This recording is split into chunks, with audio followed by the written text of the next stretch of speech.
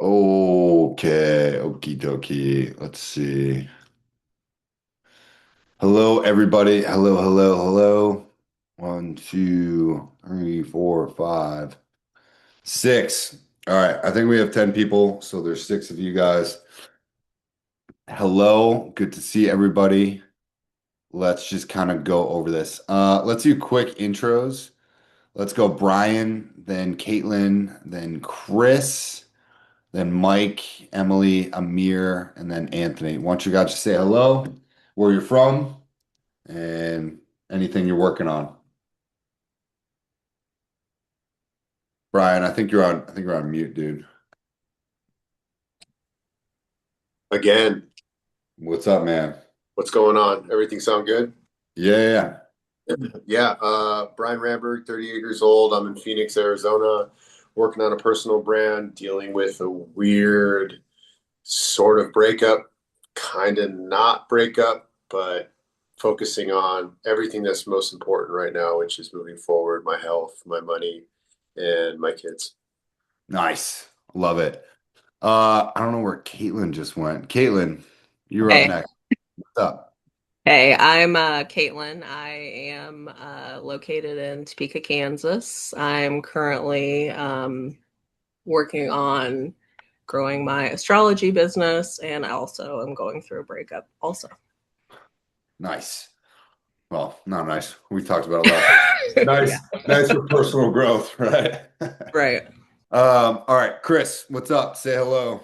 Hey, what's up? I'm Chris from New Jersey. Not really going through a breakup like everybody else, more so on the career side of stuff, but nice to meet everybody and hope you're all doing all right because breakups suck and I definitely know that pain firsthand. So, Okay. Hell yeah. I love it. Let's keep going down the list. Amir, why don't you say what's up? Where you from? What's going on? Hey, my name's Amir. I hope you can hear me. So I'm from Los Angeles, and I'm a neuromuscular therapist, and I'm also working on biohacking, health and wellness coaching. Also, I am with a startup company that is launching a health and wellness brand. Sweet. Love that. Awesome. Let's keep going down the list. Anthony, say what's up. Hey, Hey, that's all all you right, got? good, good. Yeah, it's on, it's on. Yeah, Anthony Sarud, 32 from Gainesville, Florida. Working on the business, man. I'm at the office right now, so happy to be here. Hell yeah. Listen in. Damon, I know you said you're at the gym. Emily, why don't you say hello, where you're from? Hello, everyone. I'm Emily. I'm 39 years old. I am from Nortonville, Kansas. I am currently switching from being an hourly employee to pursuing self-employment. This week, I am working on preparing for my exam to get my certification in life and health insurance. Nice. Love that. Fuck yeah. Jess, why don't you say hello?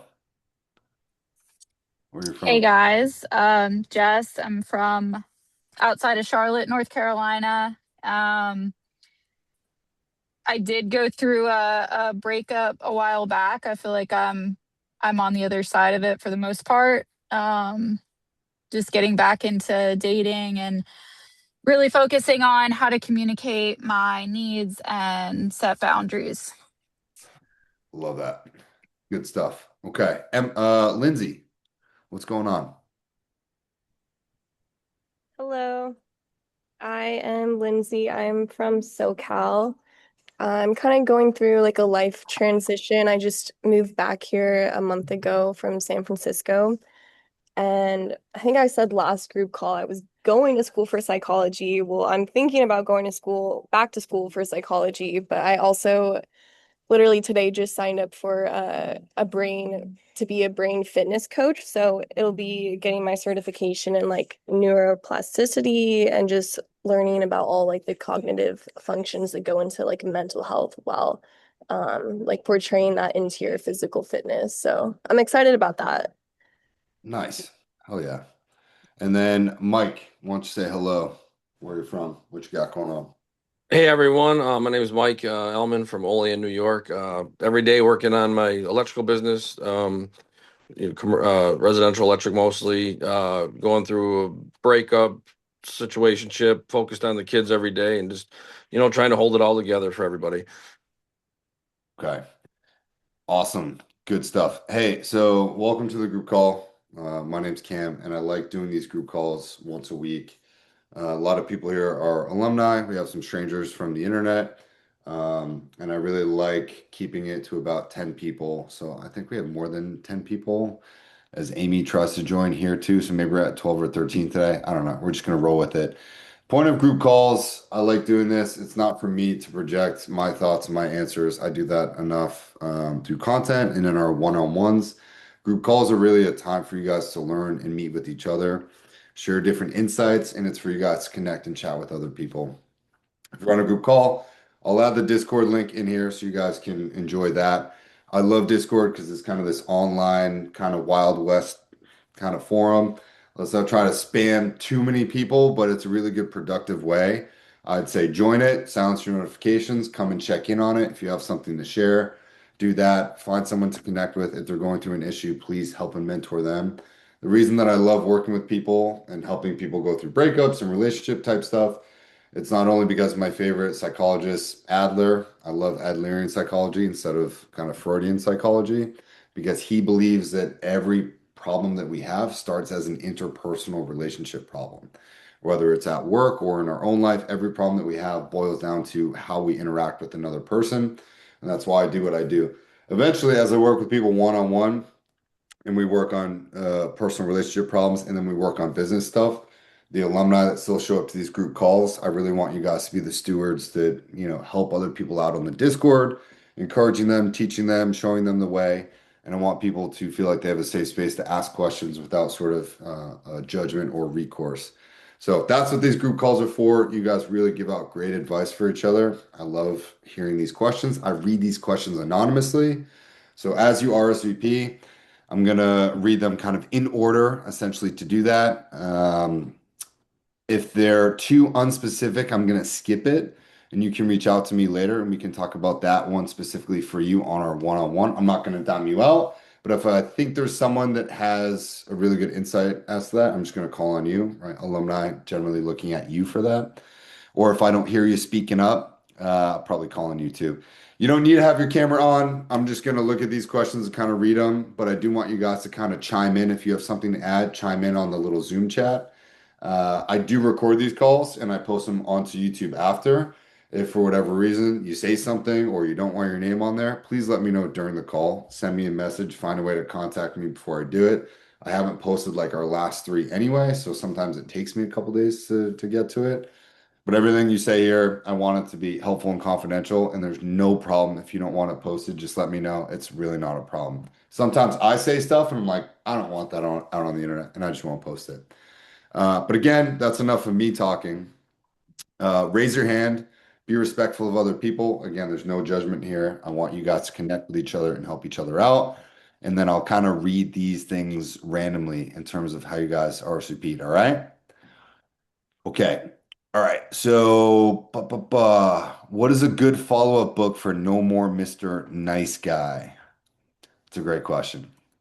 I'm gonna, which of my male clients have read No More Mr. Nice Guy?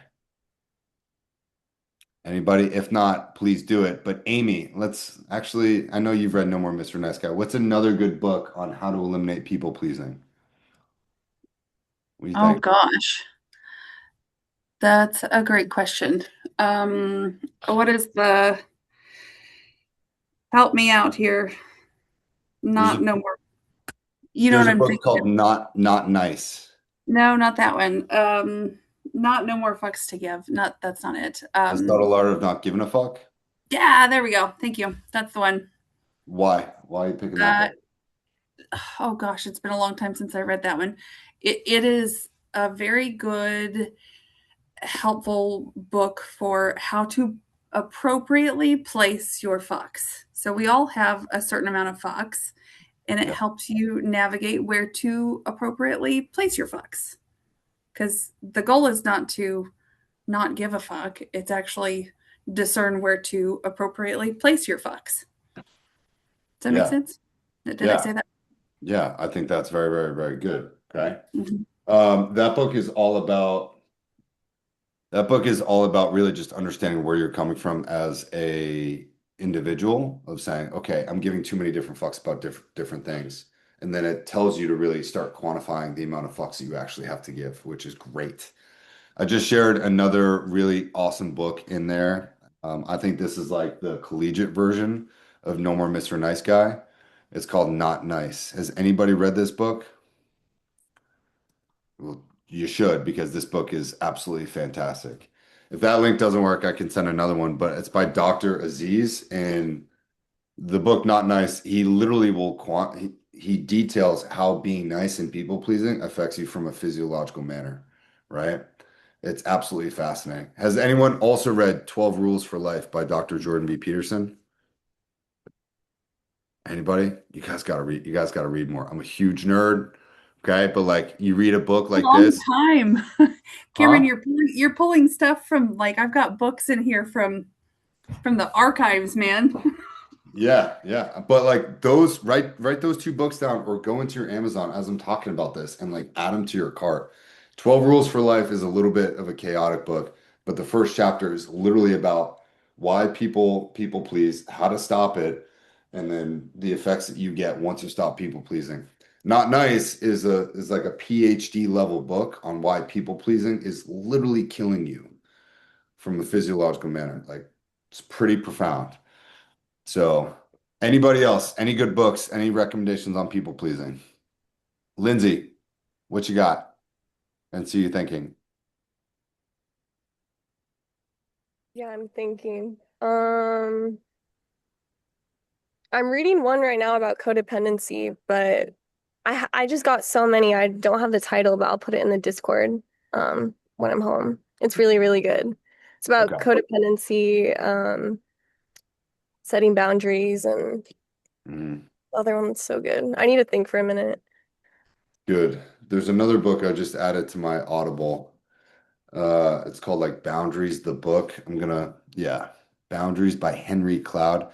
I'll share this link in there as well. Like a big thing with clients this week was setting boundaries, whether it was mental, physical, personal.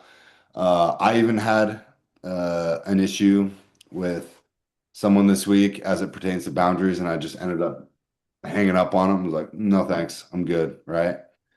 And Mercury in retrograde was a whole other story, but we'll talk about it another time. Looking at you, Caitlin. Caitlin, our resident astrologer, why was this one so brutal? Do you wanna tell the group? It was brutal because two of the outer planets, Saturn and Neptune, actually also simultaneously went into another sign, so we started an entire new cycle. So that's why. What day Yeah, was it, Caitlin? What, the Mercury retrograde? No, what day did? Oh, sorry. Oh, you're really putting me on the spot. This was these two things happened at the end of February. well, well, I felt like a crazy person this past week, so that And then explains. the eclipse, it's also like February was the eclipses too, so a lot of fated things happen during eclipses. Got it. Yeah, if you guys ever need an astrology need or a birth chart reading, Caitlin's the person to go to. So, Caitlin, you can put your stuff in there if people are interested in that. But people pleasing is a big topic. I love talking about it, especially with my male clients. I see a lot of men end up people pleasing. They don't even recognize it, or they recognize it too late. Women, my female clients, I love you ladies. You guys are so good. I think attempting to please is such a feminine energy trait. Let's have you guys kind of speak about that. What does people pleasing look like from the female perspective? What do you guys think? Emily, I'm calling on you. Tell us about people pleasing from the female perspective. Trying to make everybody happy at your own expense. Okay. What does that look like? Exhaustion, overextending yourself. But yeah, like just pure exhaustion. Okay, good. I like it. Let's see who else we got. Lindsay, tell us about people pleasing from the female perspective. I feel like you've had Yeah, good experience there. I feel like I'm living it right now with my mom. She's probably the biggest people pleaser. Um, but she does it in a way to unconsciously get like validation.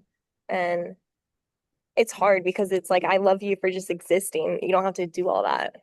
Like yesterday, I was asking her if there's a bath like stop to like take a bath, and she's like, I don't know where it is.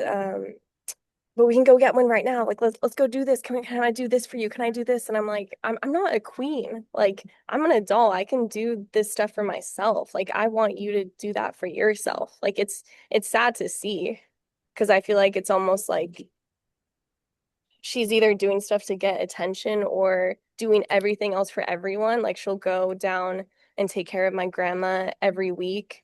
And her brother never does that. She just does so much, and what I've seen how it's received from other people is they don't respect her and they just continue to take advantage of her.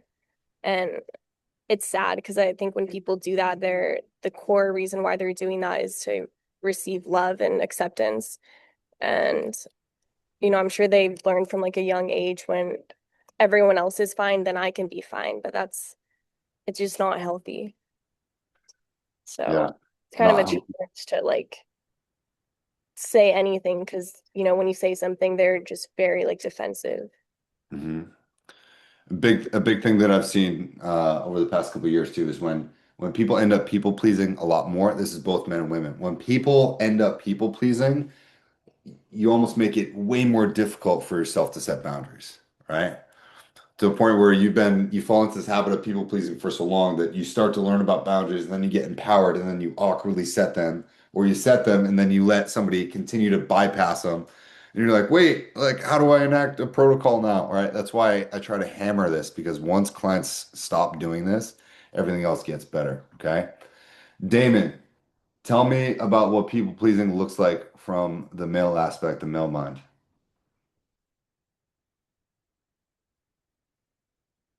I think you're on mute there, but Can you guys hear me? yeah, go for it. First thing that comes to my mind is I do the people pleasing sometimes. Sometimes it can come into work. I feel like it can kind of make you a pushover where people can just kind of take advantage of you in some ways. You Yeah. know, that's how I feel about it. That's what it came to my mind. Yeah. Brian Ramberg, give us a couple examples of how you've people pleased in the past and maybe what that's cost you or what you learned. You can see you laughing. Yeah, there we go.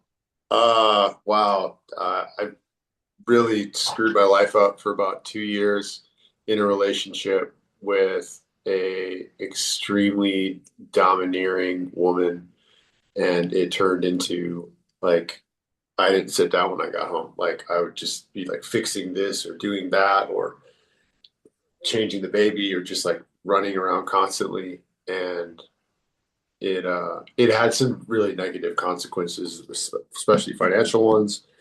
But it made me lose my sense of self, and it has been a journey rebuilding that. So that was probably the biggest one, was losing your power and your sense of like who you are and what you stand for. Again, not having your boundaries in place. Not having your boundaries in place. Good stuff. I like that. Chris, people pleasing. Why do you think people do it, both men and women? Truthfully, I think the answer is going to be different for everyone. So just kind of coming out of my own history and background, almost tying into what Lindsay was talking about before when it comes to codependency and everything like that. I think what makes it a really easy sort of trap for people to fall into is that our culture really rewards selflessness. It's seen as being very, very virtuous to be selfless and to take care of other people. And when I was doing a lot of my own therapy around codependency, I was in a couple of different groups, and one of those groups had a lot of women who were nurses. And these were people that like love their jobs, they love to give, they love to take care of people, they love to help people. But they all end up kind of in distress because they sort of forget about themselves. And that was something that was very hard for me to kind of untangle because I was kind of sitting there going like, okay, it makes me happy and it makes me feel normal to kind of want to please other people. And I'm someone who also likes to give. So if culturally there's nothing wrong with that, and I'm giving to people who are happy to receive, and it makes me happy, and I don't see it as taxing me, why is it a bad thing? And I think that question for everybody is why it's a different answer. It's like really nuanced in terms of I kind of look at it like if you loan somebody money and they don't pay you back, if it's 20 bucks, maybe you're not mad. If it's 1,000, 2,000, some amount of money and you don't get it back, you're going to be angry. So, you know, I was kind of taught if you loan someone money, plan on never seeing it again. Act like you're giving it away. And now I kind of apply that logic with what I give to a point where if it's really going to emotionally stress me out to give that to someone, but I still want to, I kind of look at that and I say, okay, am I doing that because it's making me happy? Am I trying to impress someone? Am I seeking validation? But if it's just 20 bucks and it doesn't cost me anything, I don't beat myself up if I give it. So I think it's kind of having a healthy boundary, for lack of a better word, with knowing what you're capable of giving and then choosing whether or not to give it in the moments that it serves you. Because I think if you flip it the other way and you become entirely selfish, that's not a great thing either, you know? But it is good to know how to be selfish in certain capacities so that you can figure out where the lines are drawn. Sorry for the long-winded answer, but I hope that helped somebody out there. Yeah. No, that's good. That's good, Chris. I like that. Continue to talk about it. If you guys have stuff to add, I want you guys to check that chat and continue to add stuff there because that's a good point. Let's hop to the next question, which is also very supportive. When your bandwidth is thin, what helps you stay connected and feel supported without feeling overwhelmed? So what's a very grounding thing that you feel? Mike Elman, what you got? How do you stay grounded?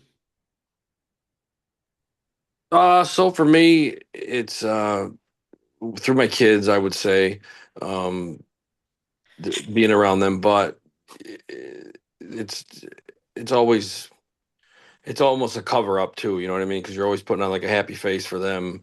You don't want them to know what you got going on. But it does help for sure. I do have good friends. I do have good people around me. Like I'm very fortunate to have some good friends. I could pick up the phone and call and talk to. Um, staying busy with work to a certain extent. I don't let it consume me, but staying busy, kids, things along those lines. Good. I think that's a good answer. Atusa, what you got? How do you stay grounded and what helps you stay connected and supported without feeling overwhelmed? Honestly, for me, it's my family. I have a good family support. My parents, they've always been very supportive. Um, they help me stay grounded in my daughter when I, channel back to her, which I do a lot lately, as you know, when I talk to you. Yeah, So that helps me. And kind of like Mike, I do have a couple of close friends that I've known for 20 plus years where we don't talk every day or every week or every month. But when I do reach out and I need, they help ground me back. It's very helpful. good. I love that. Good answer so far. Amir, what helps you stay connected and supported without feeling overwhelmed? Our entrepreneur friend. If you're driving, there you go. What you Yeah, got? there you go. So the question was to stay grounded and stay focused. Yeah, how do you stay connected and feel supported when your bandwidth is low? I think it is reaching out to mentors and maybe talking to someone very trustable, because I need that outside perspective when I'm like off, and I kind of realize I have to let go of my ego because I think I'm right, and really have somebody that I can really trust to give me that like professional critique, so that and then like really take that in and redirect my energy to where it should be going. I like that. Redirect your energy. Okay. Emily, what you got? How do you stay connected, feel supported without feeling overwhelmed when your bandwidth as well? I didn't write this question, but I can identify with it right now. I think right now I can definitely resonate with my bandwidth being like low. I'm actually really thankful that my mentor, Cameron King, reached out to me and told me to register for this group call because it does help. These group calls slap. I gotta say that. I mean, it's all you guys, but I learn a lot from you guys, and hopefully you guys too. You need a community, right? In order to feel connected and supported, right, Amy? You need a community, and when you are a steward of a community or part of a community, being heard is super important. My schedule has gotten very, very, very crazy, and as our community has grown, I've had less and less and less time personally to make people feel heard. And that is personally one of my pet peeves is when I feel like I'm part of something and I don't feel heard, because feeling heard feels good. So feeling supported, feeling connected, whether it's a PTA group or people in the neighborhood or your family or friends or kids, feeling heard is really, really helpful. Amy, do you have anything you want to add to that? I think that's where you're going with this. How'd you know that was me? I have a really hard time not shutting down when my bandwidth gets completely tapped out, because I haven't looked at my phones hardly at all today. So I haven't talked to my kids hardly at all this week. And so I will do the old airplane mode, and I haven't talked to my dad for almost 2 weeks. And so I'm trying to navigate the balance of how do I, because I've done this since I was 16. I've been alone I've had to be strong for so long.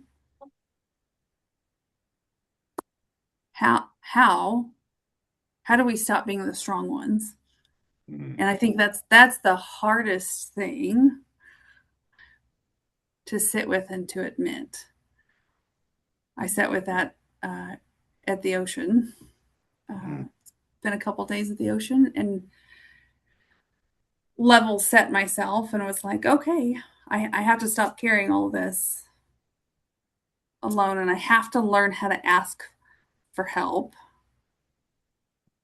because I don't know how to ask for help. Yeah. So, doesn't that suck when you're the person that everyone else goes to, and then you're the one that needs help, and you're like, well, I can't look like I don't know what I'm doing here for a second. Yeah. I don't know. You've asked, how many times have you said, what do you need? How can I help? And I'm like, I don't know. Cameron, I don't know. Like, send me, I don't know. Do you have a cool plane to send me? That's literally all I know to ask you. No, I think this question is really profound. So there's one of two ways that you can do it. You can either heavily rely on friends and family in your community and the people around you, and that's great if you're an extrovert. If you're a fake extrovert like me, who's actually an introvert and doesn't want to be seen all the fucking time. I'm literally sitting in the dark right now. Yes, I hear that. Yeah, like I can be an extrovert only because I cannot hide because of my physical stature. But I retreat to the woods. Like I am like Adam Driver in the new Star Wars movie where he throws his lightsaber into the ocean. I wish I could yeet my phone every single day into the ocean. I would love that, but that would get really expensive. And I think that if you're one of those people that need to be reclusive, like go spend time in nature. Like I wouldn't come back. Cameron, I don't think you understand how easy it would be do you know how many times I have almost not come back from nature? It would be so easy for me to walk. I could walk off right now and not like, y'all, it's so easy to disappear up here. Every day. For better or worse. Yeah, every day I fantasize going to Alaska, living in a bus, and then dying from a poison berry, randomly. No. I would never let that happen. Yeah, no. Can we I all have do this but separately? Yeah, Do yeah, what? we can. Can we all do this but separately? What's Yeah, up? no, guys, All three of us. I have a game plan. I have a sit rep for this. Like, no, listen, will be strategic. No one, like, I have all the berries. Mhm. Anyways, Anyways, yeah. okay, back to the group call, right? We can discuss this further in Discord if you want. I do Anyways, think it's funny that you asked an electrician how they stay grounded as the first person you called on. I just want to let you know that wasn't lost on me. wait, that's hilarious, actually. That's a Well, very hey, good thought. listen. All right, if we want to get into, I didn't know you were an electrician. Also, hey, hear me out as someone that I work at MRI, and so we want to talk about three phase when at 480. And human beings, we have to go touch grass, go touch a tree, actually ground your body because we are all energetic beings, and you actually have to ground that energy out of you. That's why I have to go sit by the ocean and give all of this extra to the ocean to get it out of me. It's a thing. And you know that as an electrician, if you're not grounded, you're going to zap somebody. Yeah, I just shared a video in there as well. Like, there are actual benefits to walking barefoot on grass, walking barefoot on the beach. If you don't know this, right, continue to drop links in there that support this. It's very, very obvious. I do want to get back to some of the questions because these are very good. And this one is fantastic. This one's about exes. So, how long should you be in the initial friend stage when getting back with an ex? Let's hear from some of my male clients. Brian Ramberg, what you got? I can see that brain working. I don't know, dude.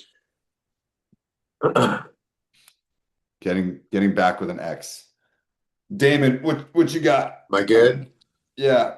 Oh, I just jumped in. You want me to keep going? Yeah. Sorry, I thought you put yourself on mute. What you got? No, I trying to switch over and unmute myself. Getting back with I don't know. I might not be the best guy to ask because I went back to a girl I was seeing before I got into a really bad 2-year relationship, and like she took me back with open arms, and I had like the best relationship this past year until she decided suddenly that she didn't want to be it anymore. So may not be the best dude to ask this question to. Damn. Yeah, I mean, it's all good. We've all been there. Damon, what you got? Getting back with an ex. How long do you stay in the initial stage friend zone? Initial friend zone.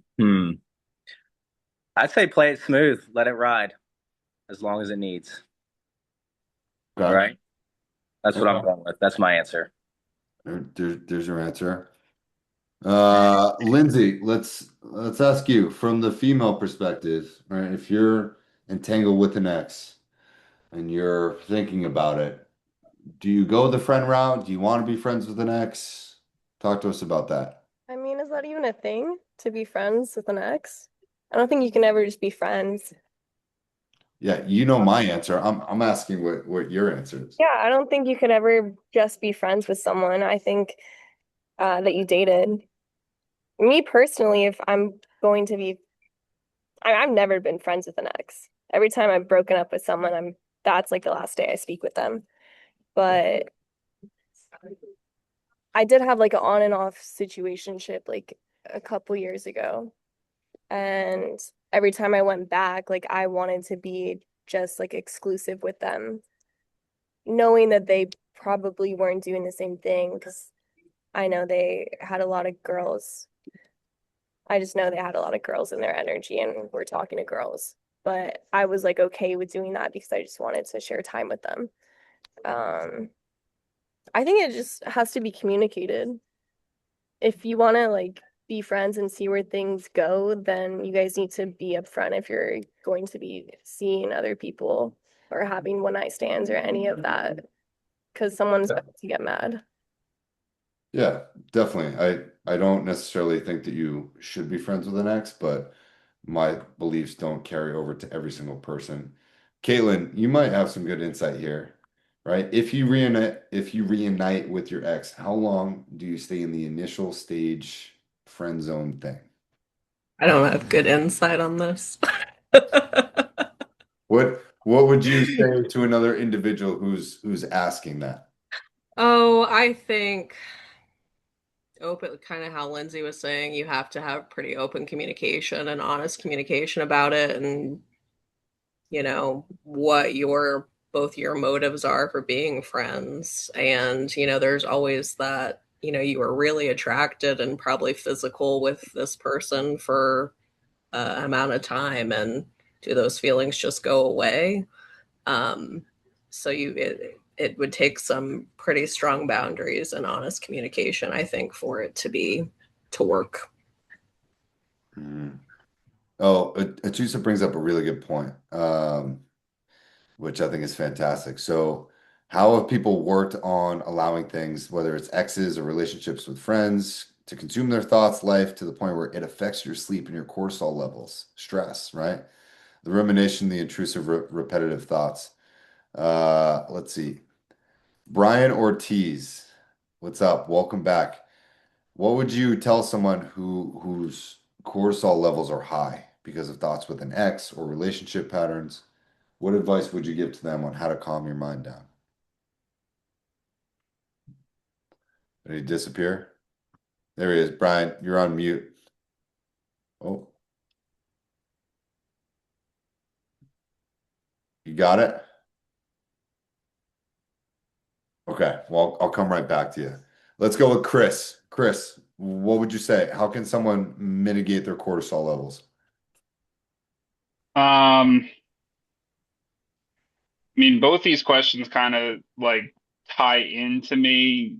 I have a unique kind of take on the first part, which is I think not being friends with an ex is like that being a possibility is total bullshit. If if you're honest and you had a friendship before you dated. So I'll start there. In terms of not letting them consume your thoughts, for me, that's really hard. I have kind of the same viewpoint as I do about the bandwidth question, where I think the best thing you could do is if you're stretched thin already, just break it. Same thing with the obsessive thoughts. I think it's really more so about controlling your thoughts and having the ability to understand that they're thoughts. Um, and once you kind of understand that, it gives them less power. So the way I kind of look at it is if you are feeling these compulsive thoughts and they carry a lot of emotional weight, maybe you throw on the rose-colored glasses, the nostalgia, anything like that that's just going to burden the thought by itself, it becomes like a big rock getting thrown at you, right? It might hurt. If you really acknowledge it as a thought and you don't give it any more emotional weight, emotional power, you kind of minimize the size of the rock.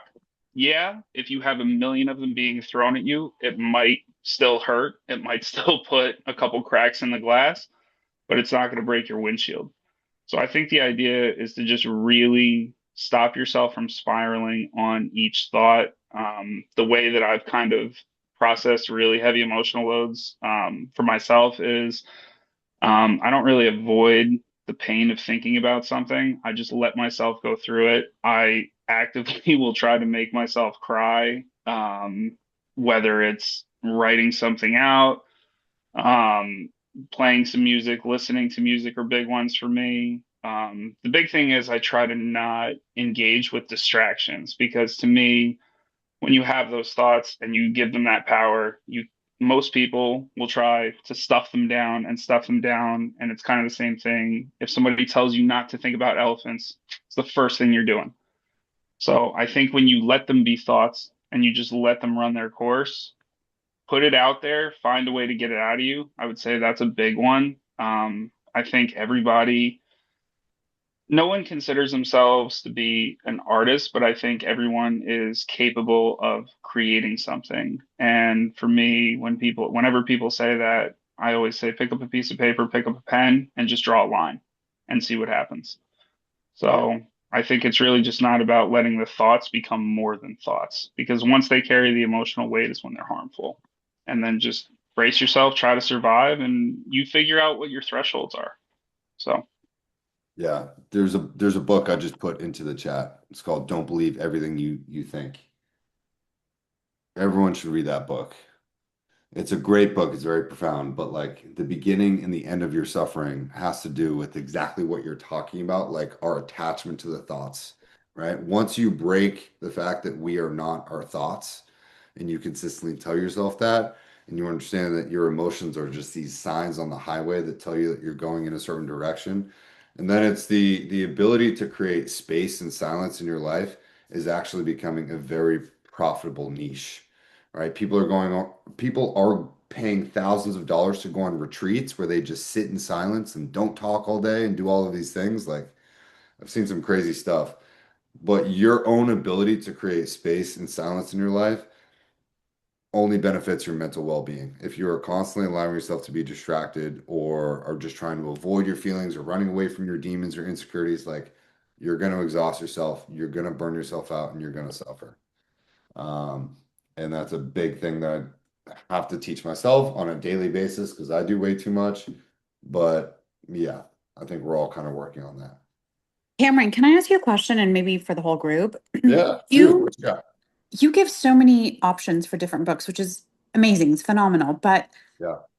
how the fuck do you have time to read all these books? I mean, I'm just asking because listen, I try and I'm trying to do the work. I mean, Amy, you're laughing, but it's just I really want to get to all these books, but for fuck's sake, with my schedule, how do you do it? Can you give us some tips on how to do it? I mean, I do audibles, I Love listen this to question. podcasts on the way to work, on the way home.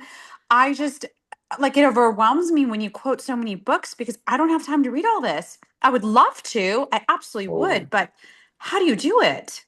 Yeah, I really, really think that doctors missed a diagnosis when I was younger, but jokes It's not aside, not missed. We got it diagnosed. yeah, I think my clients have a diagnosis. So like the seven ADHD thing? people What I'm is a, it? I'm I'm a huge nerd. I'm probably the first adult case of AUDHD. But like when I was in second or third grade, there was a reading competition to see who could read like the most books. And the kid that came in third place read like 20 books in like 2 quarters. The kid that came in second read like 50 books, and the kid that came in first read like 294 books in like 2 quarters. I'll let you figure out who probably won that competition. But like, I love learning new information because somebody once told me your brain has unlimited storage. You can just throw as much shit in there as you can, and like you're never even gonna fill it up. So when I come across a book, I'm like, oh, that's interesting. Even if I only take one thing from that book, it just stays in there and it pays dividends over time. So like, I don't have the time, but I make the time. I have an hour-long commute to work and I'm listening to books. If I'm not on a call, I'm listening to books. If I'm walking the dogs 18 times a day, I'm listening to a book because I'm very curious about the information, right? Um, another thing that helped me, just to chime in, is actually taking an inventory of how you spend your time, being honest with it, and just integrating reading into slots that may or may not be being taken up by something else. So for instance, if you're recognizing that whenever you pick up Instagram, you're scrolling for 11 minutes, see if you can set timers to stop after 6 minutes and read a book for 5 minutes. What helped me do it too was actually having a Kindle rather than a physical book. Because a Kindle is small enough to take with you anywhere. The battery life lasts forever. You can read kind of whatever book you want. So if it's a book that you really like reading and you know 5 minutes just isn't going to cut it, that's fine. But if you think about the amount of posts that you read or the comments that you read, if you look at that kind of word by word, whether it's Instagram, Facebook, whatever the case is, if you kind of budget your time and introduce it in small increments and give it away to be portable and accessible to you at all times, like your phone is, reading does get a lot easier. So that helped me because I had the same issue. yeah, and like this is the Pareto principle in effect. If you guys don't know what the Pareto principle is, it's the 80/20 rule. Okay, so I just shared something in Wikipedia. Pull that up and understand that you are probably consuming bullshit 80% of the time, and then you're probably producing other stuff that people consume 20% of the time. Once you flip the script on that, that's when your time compounds upon itself and everything else changes. Okay. So we'll save time I on have that. a follow-up question on the reading the books. I used to read a lot of books, and then I started to notice that um like application of knowledge, like applying. I mean, do you think you should just read it and just let it like stay in your subconscious as a database? Because after a while, I'm like, these, if I'm not going to be applying these techniques, it's like, why am I even bother reading this thing if I'm not actively using the information? Yeah. That's a great question. I mean, if it does sit in long-term storage, okay, cool. But like the amount of relationship books that I've read, I can tell you, even if I read them 5 or 10 or 15 years ago, I remember when I read No More Mr. Nice Guy. I think it was like 2017 or 2018. That book over the last 8 years has paid me dividends. So whether a book like The 48 Laws of Power that I read when I was 17 and 18, whether that has paid dividends over the years, like I don't try and count the days or figure out when I can use it. But your brain literally does have unlimited storage. So why would you not throw as much positive shit in there as you can? Like take the entire library of Alexandria, take the 5 minutes of scrolling on Instagram, listen to 5 minutes of a podcast, listen to 5 minutes of a book, listen to the things that excite you and interest you, or the things that you're going into. If it's about business, or if it's about dating, or if it's about healing a relationship, or you want to learn about manifesting, read the book so that you know, hey, next couple months I want to work on this thing. Read books that are going to empower you along that journey, right? You want to be a better entrepreneur. You want to make more money going from an hourly wage to a salary thing to entrepreneurship. You have to read the books that you know are going to empower you in your next short journey, right? That's why I deviate from, self-help books to adventure books to whatever, to history. Like I'll read certain things that I know I'm going into over the next couple months, right? So don't worry about that so much, Amir, but you're an entrepreneur. What was the last entrepreneurship book that you read, right? What was the last book about finance that you read? What was the last book about leadership, right? Read books like that are going to help you along that journey. Make sense? Yes, makes sense. Thank you. Yeah, that helped. Okay. Let's hop into some of these other questions because I think this is a good one. How do you communicate your needs in vulnerable situations? So talking about dating, relationships, communicating your needs in a vulnerable situation. How would you communicate your need? Who wants to take a stab at that one? What's vulnerable? I mean, this is coming from one of the ladies in our group, anonymously submitted, but how would you communicate your needs in a vulnerable situation, right? Either dating, dealing with a potential partner, Mr. Ortiz, what you got?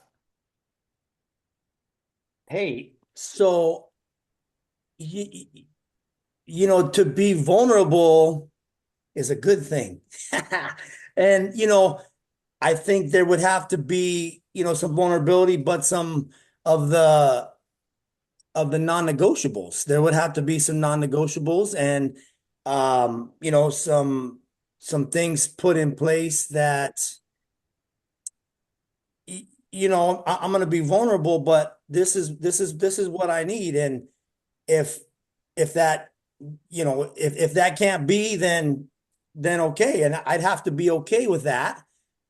And if they're not okay with that, I'm not going to people please, to be vulnerable to people please to meet their needs. And, honestly, if, they can't do that, then I first have to I have to have done the work to have those boundaries and non-negotiables in place. Okay. This is what I need.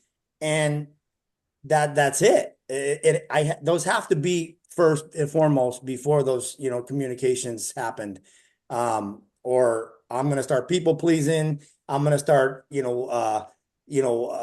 allowing them to call the shots, and then that becomes a train wreck. And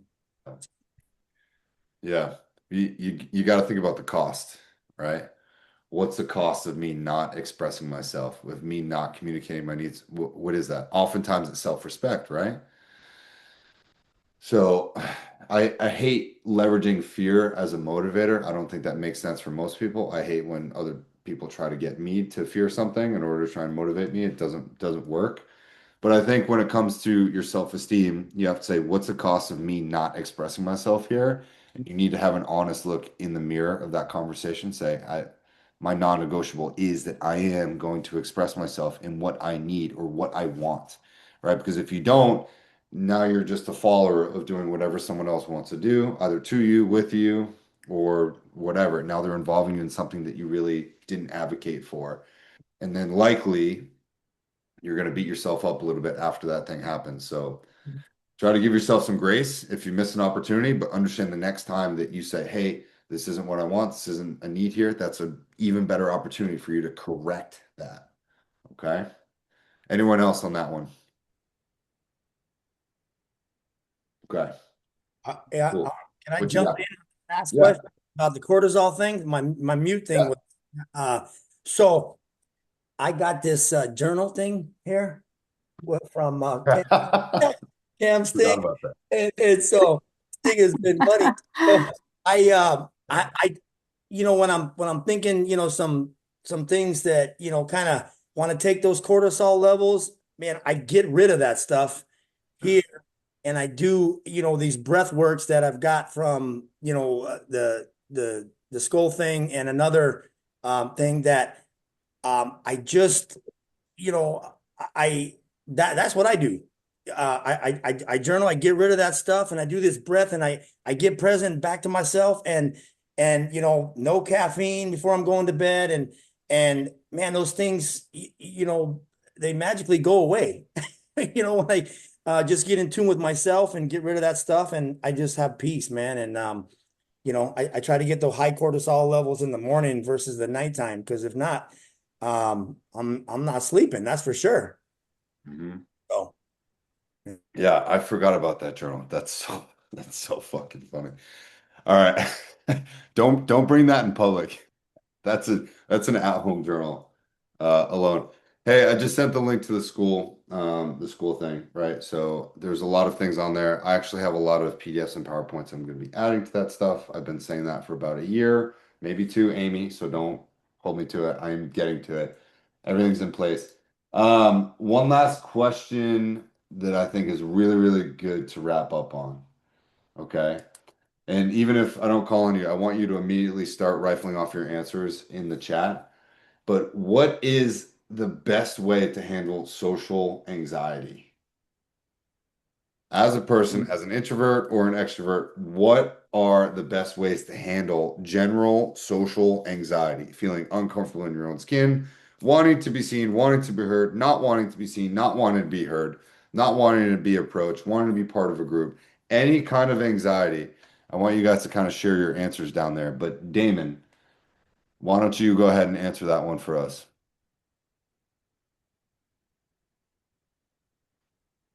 I think you're still on mute.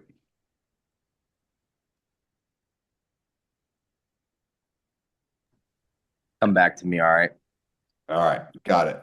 Jessica, Miss Short, what you got? Best way to handle social Yeah. anxiety?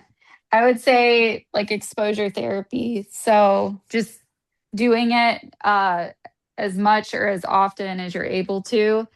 And then, because for me, if I get out of the groove of doing something, it's way harder to get back into it, especially if it's something that doesn't come like naturally to me. Uh, if I can get in the habit of doing it, then I'm able to, then it becomes easier. Good. I like that. I like that a lot. Mike Elman, what you got? Social anxiety. I kind of related to what you said. Like, people would always say to me, like, they think I don't say the life of the party, but I love being around people, and I don't, all the time. Like, I find that if there's a group of us, it's like I brought the group together. I bring my friends from one side, like everybody together. So I really don't know how I handle it, to be honest with you, because I feel like without thinking about it, I'm always protecting myself from being put in uncomfortable situations. But if you were to ask people around me, they would be probably shocked to hear that I don't like being in a place where I don't know people or just out of my element for sure. Nice. I like that. Okay. Damon, you got anything for us? Is that enough of a pause? I don't really have an answer, but I feel like whenever I'm out in social settings, I feel like I thrive in them more. But if I start getting it, I just try to remove myself, I guess. But I like the facing it head on kind of deal. Mhm. Yeah. I don't maybe pull out my phone. That helps. Pull out your phone, smoke a cigarette. But no, I don't social anxiety. I just try to remove myself. Yeah. I like all of that. Caitlin and then Amy, I want to hear from you guys. What you got on social anxiety? I said that I don't get a lot of social anxiety. I am introverted, but it's more of just the overwhelming energy of people. Then I have to kind of recluse. But as far as just talking to people, I'm fine. But remembering that we're all human and we all want connection. I think everyone just remembering that we're all vulnerable and want the same things. I think that helps. Yep. Agreed. Amy, what you got?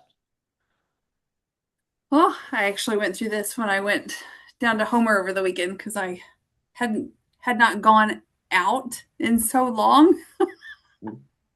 So I walked into the Salty Dog and I was like, "Oh God, there's humans." And so I found a grumpy old man and I talked to him, and it was I don't know why that's settling. I don't know, just find someone that you can talk to and center yourself. And then I left in like 10, 15 minutes. I told people hi, and then I went back to the ocean. I did it. I did it. I went in public. Huzzah. So it's my exposure therapy. And then I was gone. It's hard up here. So just going back out in public again. Yep. I do great. I do great around humans, and then I don't, and then I do, and I don't. So it's being awkward is so annoying. Yeah, I mean, social anxiety. I thought you were just supposed to take the lunch tray table and just hit the biggest guy in the room with it, right? Yeah. That's my default. Or That's prison social anxiety. yeah, in terms of social anxiety, I just remove the social part. I don't need people to have anxiety. Like, Yeah, no, I'm good, right? it's just here. No, I just carry it. I carry it with me everywhere I go. Yeah. Yeah. When I go to No, the ocean. so good. Brian Ramberg, you're chuckling. What you got for an answer? How do you handle social anxiety? I was laughing at what you said because it was funny, but I think I dealt with like a moderate amount of anxiety growing up, and lately it hasn't been as big of a factor socially. It's more of like an anxiety related to like relationship stuff and just the ruminating and the the sad songs and the letting the tears come out and all that stuff. But socially, I think the exposure therapy was a good thing to bring up. And I would also add like very intentionally controlling your breathing, because sometimes when those feelings come up and you start getting nervous and anxiety, anxious socially, you'll start to breathe really shallow, and I think that just kind of reinforces the stress response. Trying to like actively take slow breaths and remember that like you're not actually in any danger, and you're just kind of out of practice or rusty, and either way, like it'll be fine. Yeah, I agree. I think these are all really, really valid points. I know we're at time here, so we'll wrap up, but any room can be a panic room if you just give it a fucking minute, right? So like if you find yourself in a situation, just recognize that and give yourself the grace. I find that movement really helps. Like I said, my baseline is always in nature. So like if I'm still, that's when I can really sense my anxiety start to build. Like I don't like crowds, shocker. I don't know who does, but I get a lot of anxiety in crowds and social situations like that. So I find that just continuing to move allows me to not feel anxious at all. So take with that what you will. Feel free to drop your contact info down either in the Discord, in the group channel.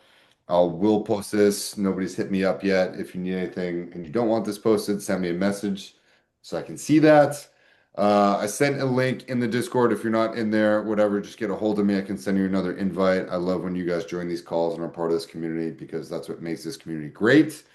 I am going to be gone for work April 12th to May 9th. So I'll rely on you guys to set up your little channels and meetings, keep things going.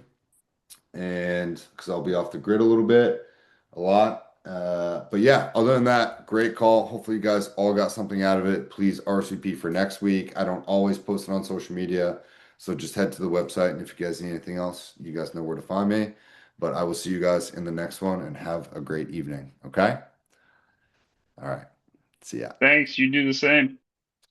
See you guys. Thank you.